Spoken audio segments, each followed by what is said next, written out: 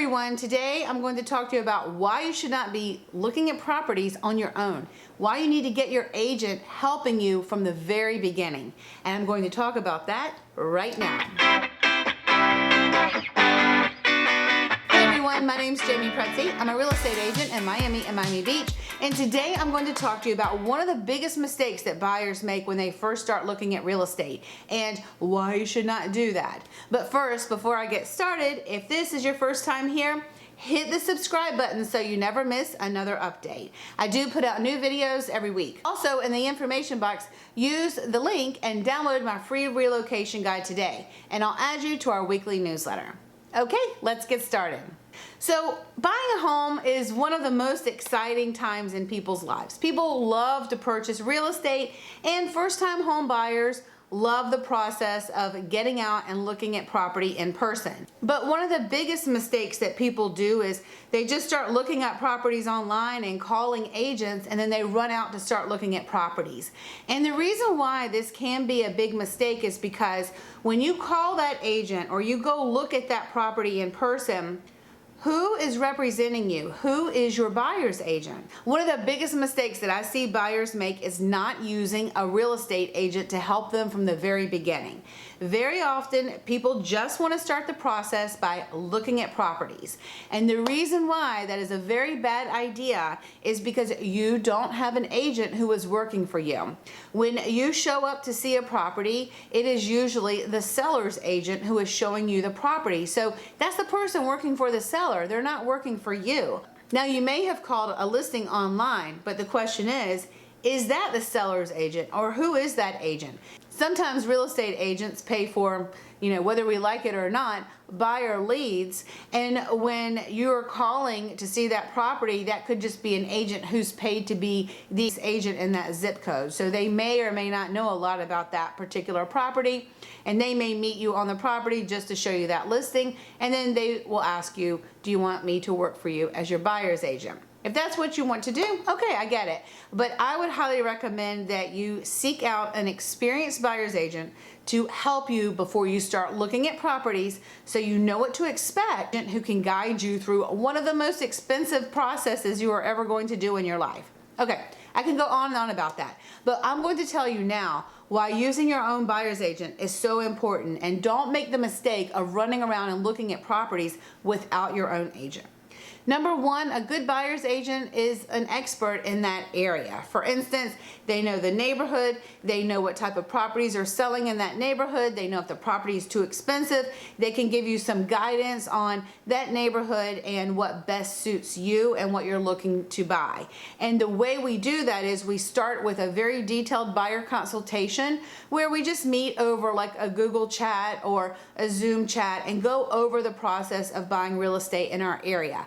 And also, it's important to know about insurance and taxes, and if you need financing, what kind of loan are you getting, what type of property can you buy with that loan, how much money do you need to put down, what has that lender set the budget for taxes and insurance, because you need to know what type of product you are allowed to buy, and you can do that through speaking with the lender if you need financing, and then obviously speaking with us so that we can help create a plan around how much you want to spend, how much you want to spend on tax and insurance, and the area where you want to live that's most important for you. So number one, a good buyer's agent working for you is going to do a buyer consultation and explain the process of what to expect.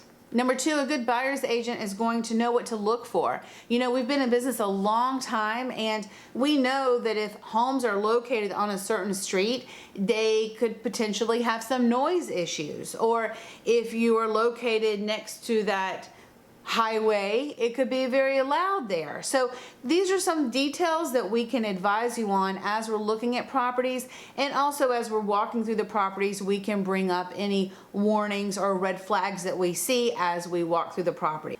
Number three, buyer's agents know how to put together a good offer because we know the local market. We know what homes may sell for. We'll put together a nice comparative analysis for you so you can see what's on the market today, what's under contract, what is recently sold. And through that, we can put together a nice offer, and then we can negotiate for you and help you get the best deal today. It's very important to be good negotiators, because not only do we have to put together a good offer that we can help negotiate, there are times throughout the contract where we have to negotiate. Maybe something comes up on inspections or the appraisal, or just something comes up that we have to work through that negotiation process. So you need to make sure you have a good agent who can help you negotiate. Number 4, a good buyer's agent has to pull together all of the vendors. So I'm not sure if you know how we work, but my husband Ognjen and I, we work together. And after we do a buyer consultation, he organizes that whole initial process after we do the buyer consultation, where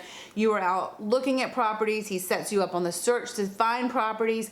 He starts digging and trying to find any properties off market if possible. So he does that initial search. Then he shows you any listings that you're interested in, and then from there he does a comp analysis for the offer process. Once you actually go under contract, I take over.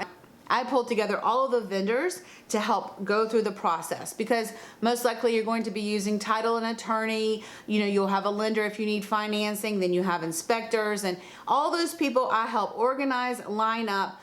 We create a contract timeline so you know what to expect, and my job is to make sure everyone is kind of working together and doing their thing.